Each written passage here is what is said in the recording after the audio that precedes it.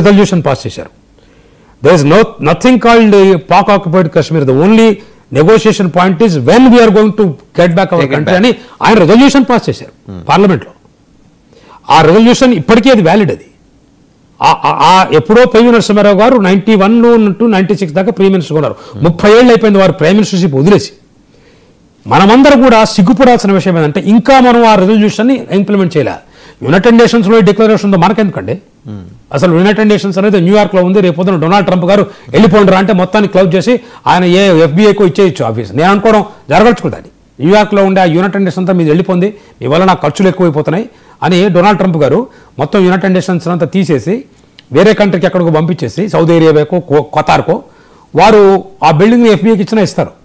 So United nations అనేది ఒక సంస్థ సరే ఉంది, నేను దాన్ని అవమానించడంతో నా ఇంట్రెస్ట్ కాదు.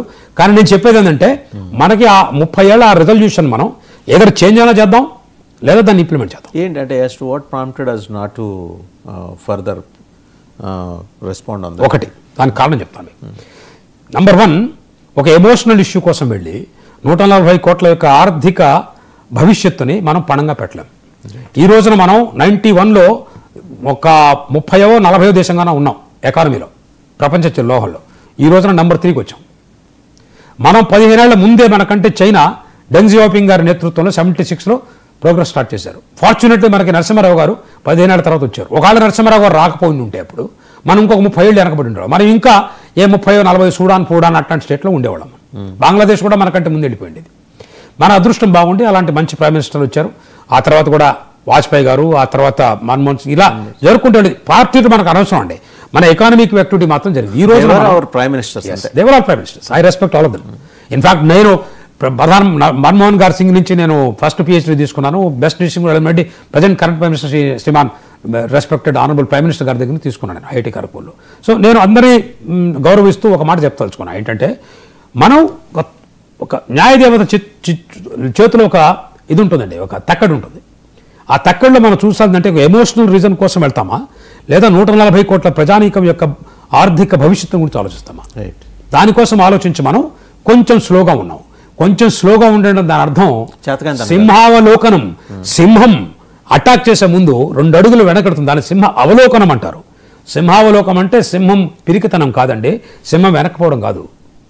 సింహం ఇంకా మొమెంటం తీసుకొని మొమెంట్ ఆఫ్ ఇనర్షియా అంటారు దాన్ని. MV mass into velocity and mass into acceleration. Moment of వెలాసిటీని డిఫరెన్షియేషన్ చేస్తే మాస్ ఇంటూ యాక్సలరేషన్ పడుతుంది. ఇంకా దూసుకుపోవడం కోసం వెనక్కి తిరిగాం. ట్రిగ్గర్ నొక్కినప్పుడు కూడా పిస్టల్. లాస్ట్ విషయం ఏంటంటే I will give you rope, you hang yourself. Why should I be your hangman and get a bad name? చెప్పండి. నేను నీకు ఒక చేతిలో తాడిస్తా, నువ్వే ఊరేసుకో. నేనెందుకు ఊరితీత గాడి అని చెప్పి నాకెందుకు చెడ్డ పేరు? తలారి అనే పేరు మీకు. ఇంకొకటి, పాండవ వనవాసం అనే సినిమాలో నాకు చాలా ఇష్టం. ఆ సినిమా అంటే ధర్మరాజుగా గుమ్మడి గారు యాక్ట్ చేశారు. ఎన్టీ రామారావు గారు భీముడిగా యాక్ట్ చేశారు. కాబోయే పనిని గంధర్వులే చేస్తారు నాయన, మనకెందుకు మన చేతికి మట్టింటుకోండి అని ఒక డైలాగ్ ఉంది. సో వాళ్ళే పనులే వాళ్ళు చేసుకుంటే ఆ కాంట్రడిక్షన్స్ వల్ల ఆ దేశం అనేది 5-6 ముక్కలు చెక్కలు అయిపోతుందని చరిత్ర చెప్తున్న పాఠం అది ఈరోజు అవుతుందండి. పాక్ ఆక్యుపైడ్ కాశ్మీర్ నాకు ఎలాంటి అనుమానం లేదు. ఈ దేశం 2047కి నంబర్ 1 ప్రపంచంలో అవుతుందని ఎలాంటి అనుమానం నాకు లేదు. అలాంటి అనుమానం కూడా